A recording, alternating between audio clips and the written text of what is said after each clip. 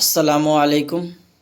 तो आज की वीडियो में हम लोग ट्वेल्थ क्लास उर्दू का ग्रामर प्लस किताब यानी जो आपका बुक कहकशा है उसका और ग्रामर जो ऐसे क्वेश्चन जो एग्ज़ाम में पूछे जाते हैं और आपको भी बताना है कि आप कितना सही किए।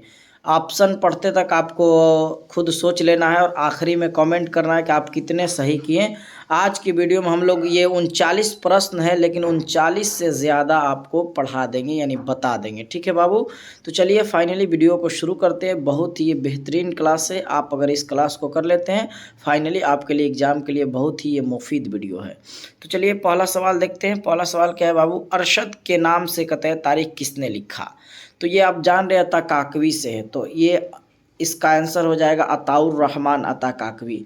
अताकाकवी कब पैदा हुए बाबू? 1904 ईस्वी में अताकाकवी पैदा हुए। 1998 में इनका क्या हो गया बाबू? इंतकाल हो गया। इतना आप याद रखिएगा। चलिए आगे बढ़ते हैं बाबू, सवाल नंबर 2 को देखते हैं। सवाल नंबर 2 क्या है बाबू, गज़ल का पहला शेर जिसके दोनों मिसरों में काफिया और रदीफ होते हैं। बाबू सिंपल, अगर आए गज़ल के पहला शेर आंख बंद कीजिए और लगाइए मतला। अगर कहे गज़ल के आखिरी शेर तो मक्ता बाबू। अगर गज़ल के पहले शेर एक से ज़्यादा हो तो हो जाएगा बाबू हसन मतला। तो उम्मीद है कि ये सब क्लियर हो गया होगा। चलिए बाबू आगे बढ़ते हैं। सवाल नंबर 3, उर्दू के पहले मरसिया का नाम बताइए। तो उर्दू का पहले मरसिया नाम है बाबू नौसरहार।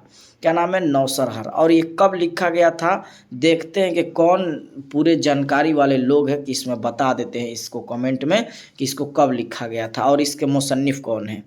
चलिए आगे बढ़ते हैं बाबू। सवाल नंबर 4, नजम गुफ्तगू किसकी लिखी हुई है?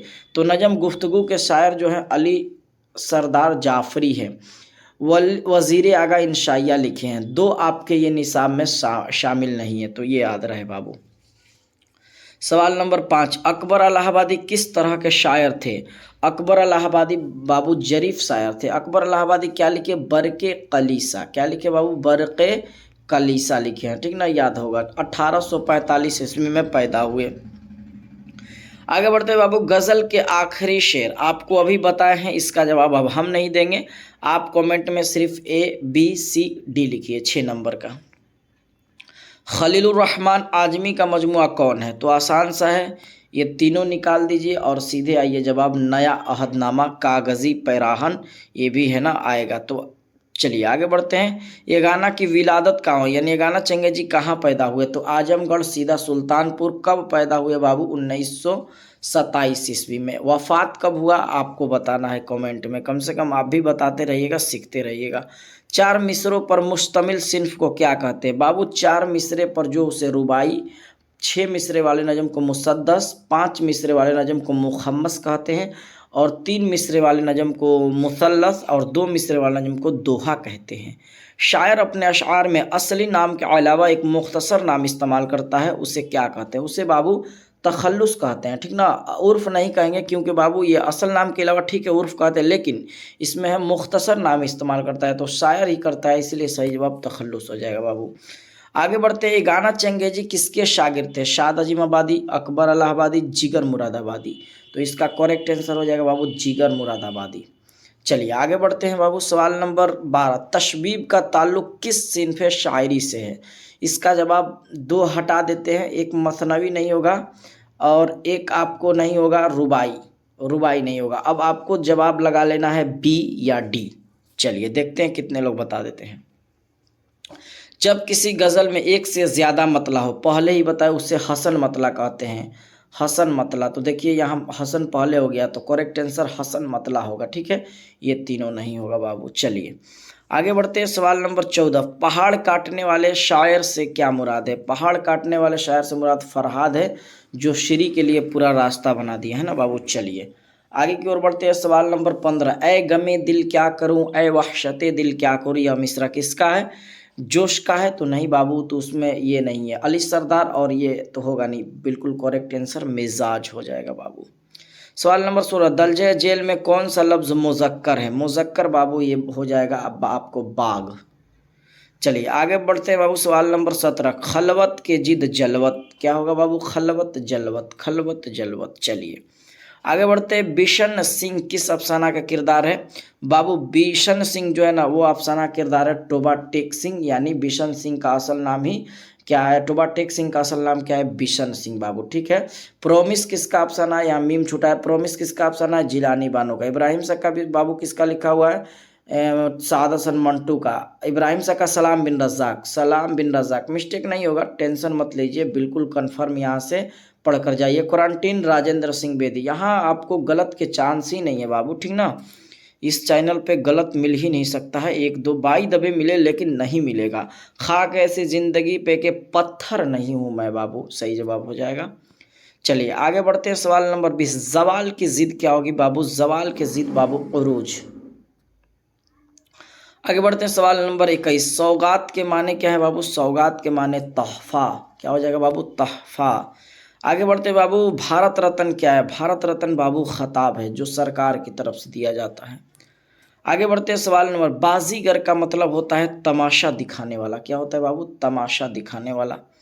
आगे बढ़ते हैं, सवाल नंबर 25। मीर एक गज़ल गो शायर है, इसमें लाहा का। तो पहले आपको बता दें, मीर एक गज़ल गो है, गज़ल गो। अब गज़ल गो में लाहा का, तो आपको बताए हैं गज़ल गो में लाहा का कह रहा है, तो लाहा का पहला गज़ल है और दूसरा गो, तो लाहा का यानी लास्ट, तो गो हो जाएगा। अब आपको बताएंगे कि मेरे वालिद, एक सवाल आपके लिए है, पहले तो आपको ये सब बता देते हैं। मेरे वालिद बहुत खुश अखलाक हैं, ठीक है। मेरे वालिद बहुत खुश अखलाक है, ठीक है। सवाल सुन लीजिए तो समझ में आएगा।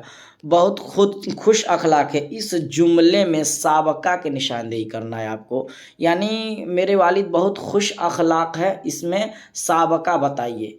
खुश होगा, बहुत होगा, अखलाक होगा, या इनमें से कोई नहीं। देखते हैं आप जवाब देते हैं कि नहीं। आगे बढ़ते हैं, सवाल नंबर 26। इल्म की जमा क्या होगी बाबू? इल्म की जमा बाबू करेक्ट आंसर उलूम। आगे बढ़ते हैं बाबू, दर्जे जेल में मुअन्नस लफ्ज कौन है? मुअन्नस लफ्ज जो बाबू वो खुशबू। आगे बढ़ते हैं, दर्जे जेल में कौन सी नज़म अकबर इलाहाबादी की है? तो अकबर इलाहाबादी के नज़म बाबू वो हो जाएगा करेक्ट आंसर बरके कलीसा। गुफ्तगू अली सरदार जाफरी, मेरा सफ़र अली सरदार बाजार। मुतशायर के लिखने वाले जफ़र कमाली है ना बाबू, जफ़र कमाली। चलिए आगे बढ़ते हैं, इस तरह का रिवीजन आपको कहीं नहीं मिलेगा बाबू। आब आब करना मुहावरा का माने क्या है? तो आब आब करना यानी शर्मिंदा होना, पानी पानी करना, या इनमें से कोई नहीं। तो बिल्कुल सही जवाब हो जाएगा आब आब होना बाबू, शर्मिंदा होना है ना। आब आब होना यानी शर्मिंदा होना। आगे बढ़ते हैं बाबू, ईमान की जिद क्या होगी? ईमान की जिद बाबू कुफ्र, करेक्ट आंसर बी हो जाएगा। चलिए आगे बढ़ते हैं बाबू, सवाल नंबर 31। मैं चमन में गया क्या गोया दबिस्तान खिल गया? तो बिल्कुल करेक्ट आंसर हो जाएगा ये बाबू गालिब का है। वैसे भी ना ये मीर है ना दर्द है, सौदा तो है, तो ये कसीदा तो ये तो होगा नहीं। आगे बढ़ते हैं बाबू, मीर अनीस ने किस उम्र में शायरी शुरू की? तो मीर अनीस ने 12 बरस की उम्र में शायरी सीखी। कब पैदा हुए मीर अनीस? 1802 ईस्वी में। और कब इंतकाल किए? 1874 ईस्वी में, ठीक है। इनका तखल्लुस क्या था आप कमेंट में बताइए। क्यों 10 के बाद पूछ रहे हैं कि जब आप देख रहे हैं कि वीडियो तक कौन पहुंचते हैं आखिर, और कौन लोग देखते हैं, कमेंट तो ज़रा करें, तब तो उनका रिजल्ट आए तो उनसे पूछा जाएगा। चलिए 33 नंबर सवाल, जुल्फ़ तेरी मौज जमुना की, ये मिसरा किसका है बाबू? वली दकनी। अभी तो आपको शामिल निसाब भी नहीं है। आगे बढ़ते 34। कसीदा का वो कौन सा हिस्सा जिसमें गज़ल जैसी सिन्फ है? बाबू वो गज़ल जैसी सिन्फ तलब नहीं होगा, ठीक ना। अब आपको 3 में से एक करेक्ट गेस करके लगाना है कि कौन होगा, ABC। चलिए 34 नंबर का जवाब आप दीजिए। दर्जे जेल में कौन दक्कन का मशहूर शायर? दक्कन का मशहूर शायर नसूरती। अगर रहे वली दकनी बाबू, वली दकनी रहे तो लगाना है वली दकनी, ठीक ना। अभी तो ये फिलहाल में नसूरती लगाना है। आगे बढ़ते हैं बाबू 36। इनमें से कौन सा लफ्ज़ मुज़क्कर है? तो मुज़क्कर करेक्ट आंसर बाबू हो जाएगा आपको, मुज़क्कर जो होना हो जाएगा ना। अच्छा ये तो स्त्रीलिंग पुल्लिंग है, ठीक है, इस तो स्त्रीलिंग पुल्लिंग है। और आपको एक बात ध्यान रखें, चलिए जंग हटा देते हैं, जंग हटा दे और हटा दे नहीं, अब हटाएंगे तो पकड़ लीजिएगा। दीजिए इसका भी जवाब 36 नंबर का। आगे बढ़ते हैं, वर्क की जमा क्या होगी? वर्क की जमा बाबू औराक, करेक्ट आंसर बी।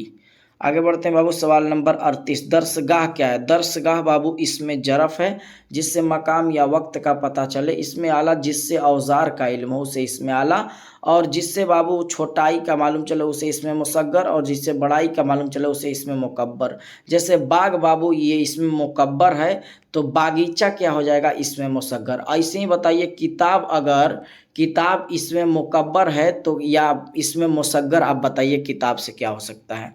देखते हैं कि आप जवाब देते नहीं। और ये आखिरी सवाल है, सैयद अजीज़ अहमद किस अफसाने किरदार है?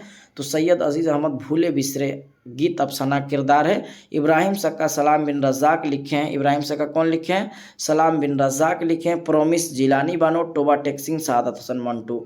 जिलानी इब्राहिम सक्का के लिखने वाले सलाम बिन रज़ाक कब पैदा हुए? 1941 में। ठीक है। प्रोमिस जिलानी बानो कब पैदा हुई? जिलानी बानो 1936 में बदायूं में। ये कहाँ पैदा हुए? पुनवेल महाराष्ट्र में। भूले बिसरे गीत शफी जावेद कब पैदा हुए बाबू? 1935 में, मुजफ्फरपुर। ठीक है। सआदत हसन मंटू कब पैदा हुए? 1912 में। कब इंतकाल किए? 1955 में, सआदत हसन मंटू। ठीक है बाबू। तो इस तरह का रिवीजन करने के लिए आप इस चैनल से जुड़ सकते हैं और बेहतरीन फ़ायदा आप एग्ज़ाम के लिए उठा सकते हैं। चूँकि ये कुछ लोगों की वजह से ये वीडियो बनाई जा रही है जिसको जो है ना बहुत ज़्यादा रिवीजन करना है और सिर्फ रिवीजन में ही रहना है। उनको लगता है कि हाँ हम अच्छा से करा देते हैं, इसीलिए इस वीडियो बनाने की वजह ये है।